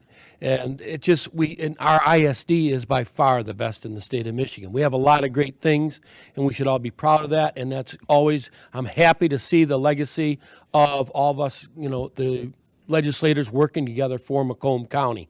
But that being said, now, my big thing is that because of the district changes, we've got more representation out of Oakland and a little bit more out of Wayne. And it seems like, all three come from, we're the donor counties, all of the 83 counties for the road budget on PA 51. That was my budget when I was elected in your position. So I know it very well. And one of the questions is, for me, I couldn't get enough votes to try and change that. Lane funding, I tried anything I wanted to do. I think that's nipping around the buds for the local. And is the Senate and the House on the same page in that way, to get something done for the funding on the local roads for the three donor counties? So I chair transportation in the Senate. So I'm with you. I'm spent a lot of time on that. I will tell you from the Senate's, from the perspective of the Senate, that's got to be part of the conversation, is either routing new money outside of 51 or redoing 51 altogether. That's kind of been some of the discussions on our side. Okay, because it's going to bring a sore subject maybe to some of you right now, but let's just keep it. It's not meant to be harmful, but the sales tax coming out of these three counties for the road funding, I think should be staying here. And then we should use, you know, the budget for, you know, the public health, and, you know, that's the biggest budget there, you know, in the room for the funding for school programs. I mean, that per pupil foundation grant money, the where it's at right now from, you know, what was I there 12 years ago, was like $8,000 was the highest, and look how high everything is now. So it's going up in them sources, but we got to be creative, you know, and working together to try and get the money for the funding. That's what's really important for the economic development of us down here in these 3 counties altogether. It's this huge impact, and I want to socialize on that.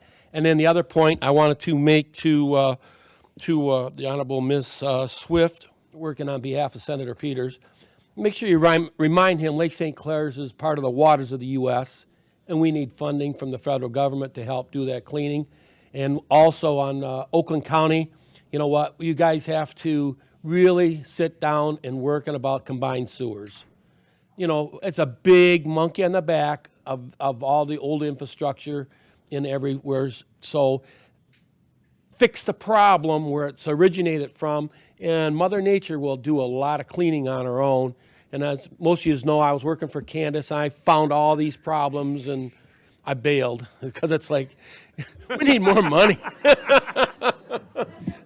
So thank you for everyone for working together, and if you got, yes. Just want to state with some funding for the Great Lakes Restoration Initiative, we got funding for Lake St. Clair as well. We were working with Candace Miller to so there's funding.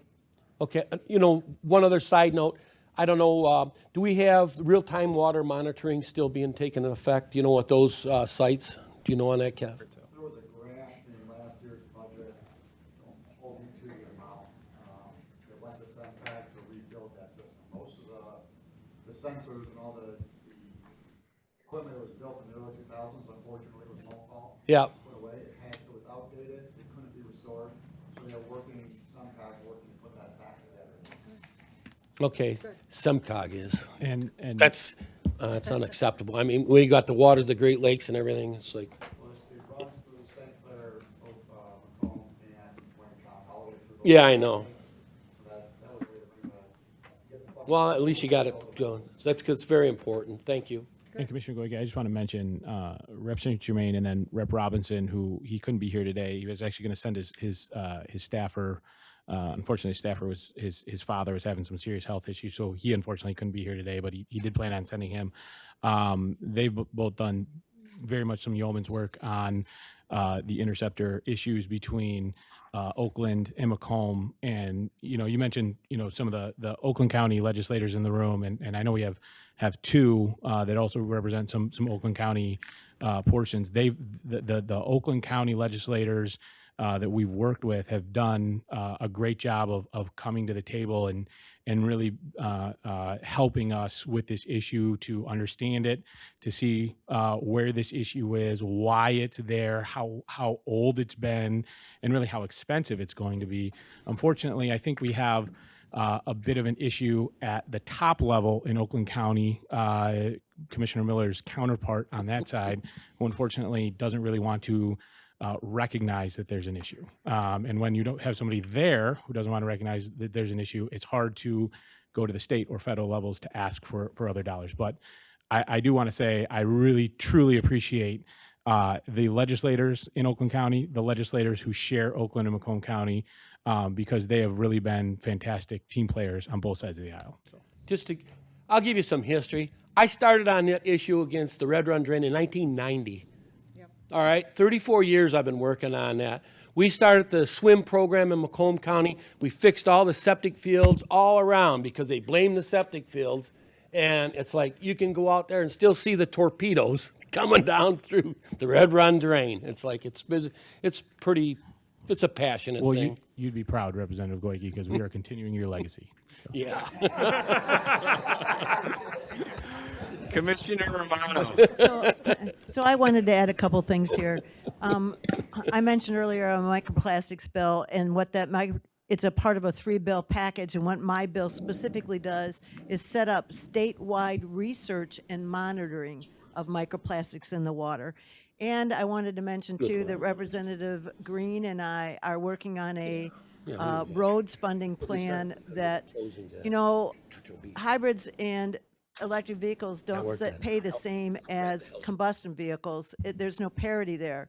So we are working on increasing the fees for electric vehicles, which you know are heavier than combustion vehicles and beat our roads up even more. So we're looking at increasing the funding for that, or increasing the charges for that, and also for the hybrids.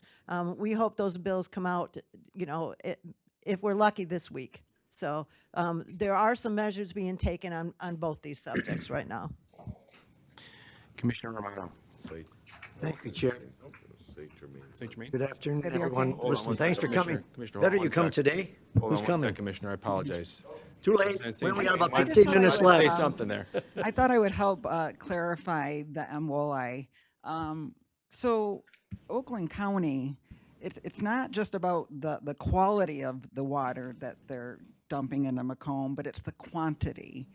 And the MWOLI, the algae is on the bottom of the lake. So when Oakland County when we have big rainfalls and they dump their combined sewage and sometimes raw sewage into the lake, what happens is with wind direction and the amount of water that comes through the waterways, it lifts up that MWOLI. They're like little balls of wool. It brings it to the surface and then deposits the muck into the bays and into, you know, in front of people's homes. So yeah, is Oakland County a contributing factor? Absolutely. Chlorine. So you guys probably heard Commissioner Nash say, you know, the water's crystal clear. They throw a bunch of bleach on it and they think that's okay. Well, that bleach is a contributing factor. One of the things, one of the conditions that Eagle put on their permit just recently is that Oakland County needs to figure out a way to now dechlorinate the water. So right now they chlorinate it, they dump it. They're going to be forced to dechlorinate it because, you know, it is affecting the MWOLI. So, thank you. Does anybody have any more questions with that, though? Did I explain that? Commissioner Romano. Thank you, Chair. You know, guys, better today than tomorrow because it's supposed to really rain hard. But I want to thank, again, on behalf of the commissioners, myself, I want to thank you all for coming down here. Just some general statements, and I want to make it short because I think we got about 15 minutes before our actual meeting starts here. That bill number 292, 65 and older, no taxes. Yeah, I'm for that one. But wait a minute. Representative Wozniak came up with about half a dozen of them that he'd like to see passed. I noticed our executive, Mark Hackle's back there in the corner. I think he's still back there. He's got a budget coming forward pretty soon. You know what, guys? It's all about the money. If we had enough money, you wouldn't be sitting here. Our federal government, trillions of dollars in debt. So where's the money going to come from? Taxpayers? We got to find a funding source for these bills that we want to get passed because you can't keep going back to the taxpayer and say, we're going to have to raise your taxes. We got to raise your property taxes. We got to raise this tax. I don't know about anybody else, but taxes are right about here with the residents that I'm talking to. They've had enough. Where are you going to get the money? You want all of these things passed? You'd like to see the roads passed? I think it'd be great. Like St. Clair, I'm a big guy that says, hey, Candace Miller's doing a great job. I want to see that lake cleared up. I walleye fish on that lake, and I can't eat the fish. Where's the money coming from? And that's the question that you all got to ask yourself. We got to find sources of funding, not just passing bills, because the bills aren't going to go anywhere if there's no money. That bill for 65 and older, great idea. How are you going to supplement the tax money for property taxes? And that's a lot of money for 65 years. There's a ton of us, we got them in Sterling Heights. How are you going to get the money to supplement that? It's got to be out there somewhere, but you can't put it on the taxpayers again. So again, my general statement is, where's the money? Where are you going to find it at? And that, I think, is a bigger problem than just trying to pass bills. My simple statement. Thank you, Chair. Thank you. Oh, Commissioner Song has. Oh, she's got it. You've got it. Thank you. Representative Song. Thank got you. an answer. Former Commissioner. Thank you. Thank you so much, Commissioner Romano. Thank you, Chair Sabatini. So I believe, and I want to thank Jen for being here on behalf of Senator Gary Peters, but I think that our federal leaders, our congressional delegation, our federal government really needs to step up. I'm going to say something that might be controversial, but I honestly believe that when we are going to redirect $70 billion with the B towards border security and immigration control, that is where our money is going. So it's not a matter of the federal government not having money, it is the fact that their priorities are not aligning with the issues that we are talking about today. And so I honestly do not believe that we have an immigration or border security issue. We have an economic issue, economic crisis that we are all facing. As legislators, we are going to have to make tough decisions. But when you see $70 billion being redirected to private detention centers that are run by private corporations, that is where our funding is going.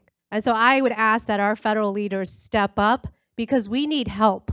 This is going to be an issue that is going to become a major issue. People are going to see this hurting their pockets, hurting their wallets. And so if you're asking where is the money is going to ICE. The money is going to border security, immigration control, and we are deporting people in our communities who are taxpayers, who are immigrants, who come here. And our county executive, I'm going to quote him because he knows, here in Macomb County, 1 in 9 resident is foreign born. And so this will impact all of us. And for my colleagues who may disagree or our constituents who are listening, it is all about the money, and where that money is going is showing that their priorities are not our children, their priorities are not our roads, their priorities are not our lakes and our infrastructure, but it is going towards a crisis that frankly is not a crisis. It is just being fueled by the perception that there is one. And with that, I also just want to leave on a positive note. I want to thank Laura Rios from the Veterans Affairs Department because when we held the Veterans Resource Fair back in May, her and her staff came, brought their laptops, helped to intake our veterans, and made sure that they got the resources that they need. So I want to just give a huge shout out to Laura Rios and how lucky we are to have her in Macomb County. Thank you, Chair. Commissioner Van Sickle. Thank you, Chair. Good afternoon. Thank you again for everyone being here. I know we're all very busy, or you're all much busier than we are, I'm sure. I want to thank you for supporting the schools at the level at which you support them. But within the last month or so, I've read a report that rates Michigan schools at 46 out of 50. We have high funding and we have low output. Can the legislature do anything about getting the quality of students out of our schools up to where it's in line with the funding that you're giving the schools? I don't know if pay for performance, that works other places. I don't even know if you could do anything like that here, but is there any focus at the legislative level, Senate or House, to try to get the quality of education up there? That's an hour-long question. I appreciate that answer. But is there anything working at the legislative level to help with that? A yes or a no would be a short answer. Can I just say that, I mean, we as Democrats, we had the trifecta the last 2 years, and our state government has been Republican majority for the past 40 years, longer than I have been alive. And even though that funding has gone up, it has not caught up with inflation. And so even though you have seen the funding increase, if you take into account the inflation, we are not nearly where we should be. I personally think we should be funding our schools not only per pupil, but our teachers too. They need to be paid, fair wages and living wages.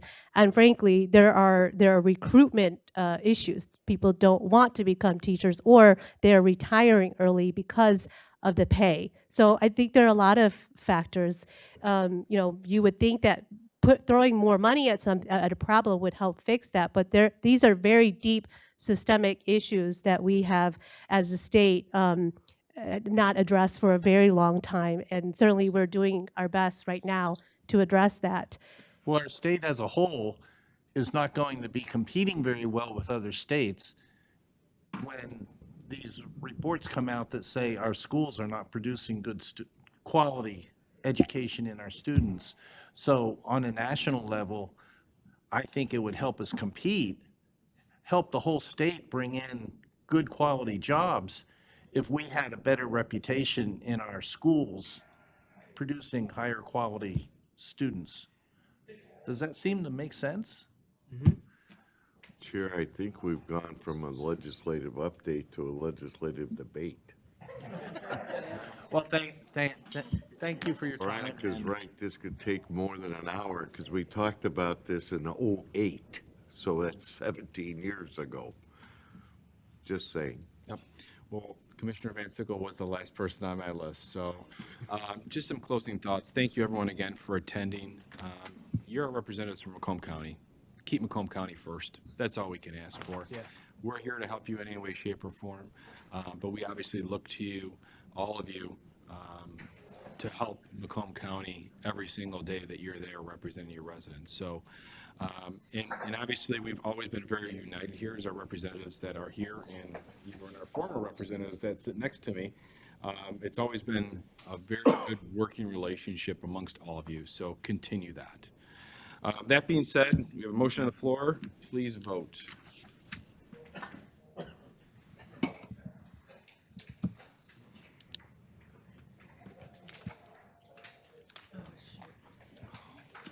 Motion passes 12 to 0. Legislatures. Round of applause.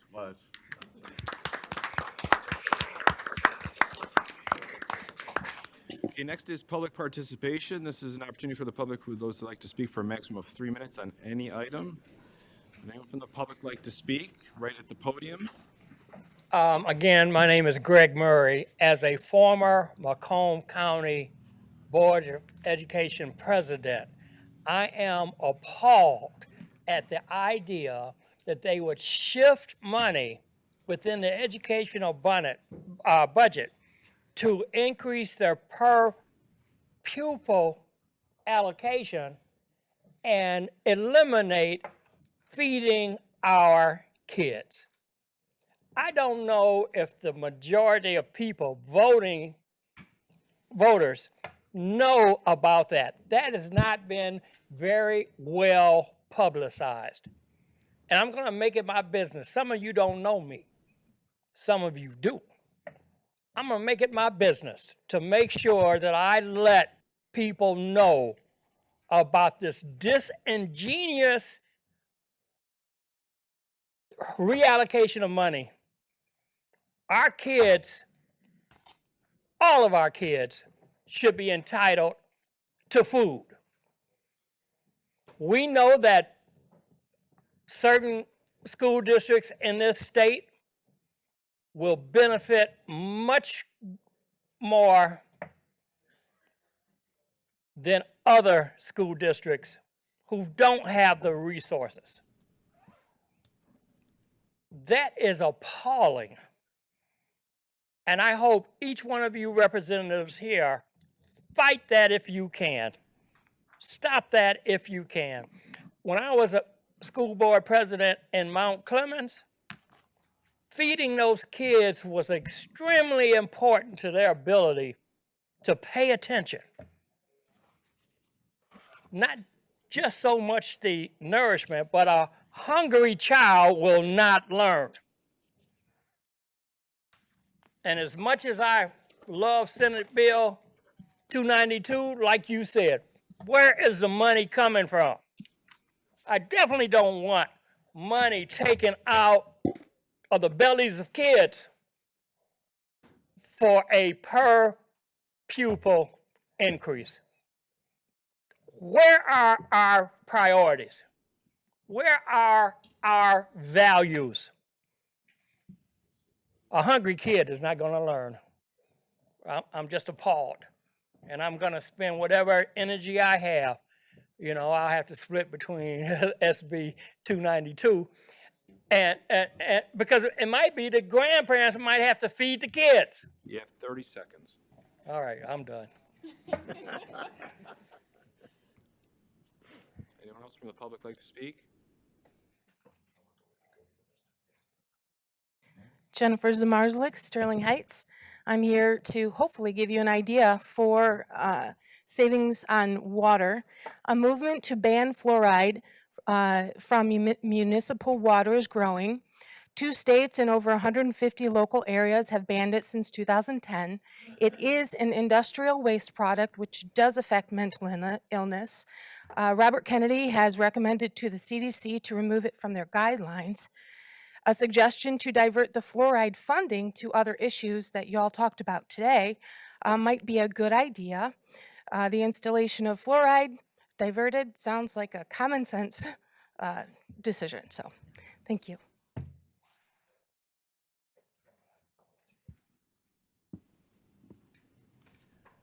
Good afternoon, Commission, legislators. My name is Fred Neenstead. I live in Clinton Township, 41362 Justin Drive. I lived in Macomb County most of my life. I want to give you a little background. I grew up in Shelby Township. Does anybody know where the first Superfund site in the Midwest was? Do you know where we've come from and where we're going?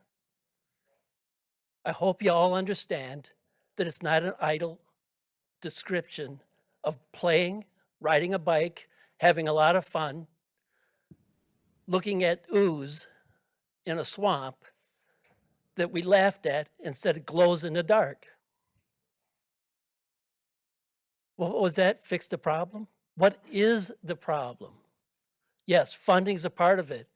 But I still remember bringing a note home from school, handing it to my father, and him decrying they're using children because they want money. Please stop. Macomb County commissioners have been very forthright in being a joint one voice. I want that to continue in the most altruistic sense. So what's the problem? Take a look at your forecasts on tax collections as opposed to inflationary predictions. Give a sobering thought to what is on the agenda in the years out, please. Thank you very much for listening to me.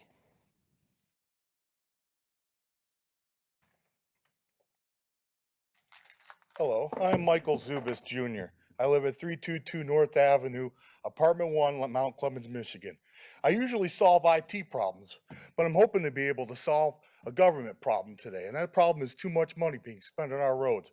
Originally, I wanted to talk about the Woodward Cruise, but I could hear the calls for this. And I have a device that I have recently looked into that I think will help the state, counties, and cities, and it's called the Asphalt Zipper. It is a device that I believe will save county, state, and local road commissions egregious amounts of money by doing full depth reclamation. I apologize for saying that improperly.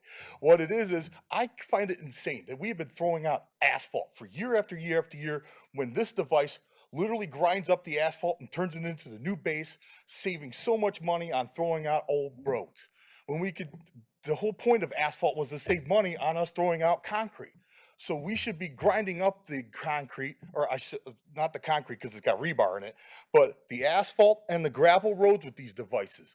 There are cities and counties all over this country, especially Edinburgh, Texas. I watch videos not just from the Asphalt Zipper YouTube channel, but others with testimonials all over this place saying that they went from spending $60,000 on a road to $4,000 on one road.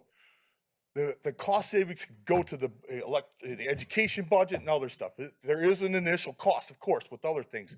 But this device is so amazing, and I encourage everybody to look up Asphalt Zipper. It's called Asphalt Zipper because it just runs across the road, and it literally just grinds it up. It's like when you're tilling a garden at the beginning of the year and you're grinding up all that dirt, it does the same thing but with the asphalt road, saving us so much money on throwing it out.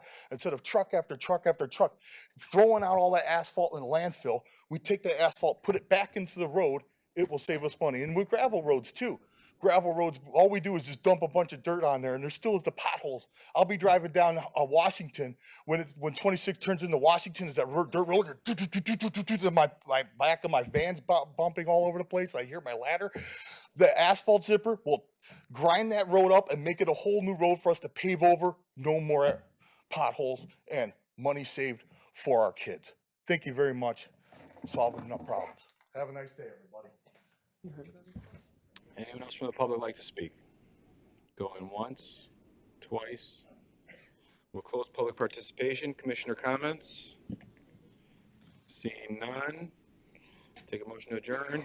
Motion. Made by Romano, supported by Wallace. Please vote. Thank you, everybody.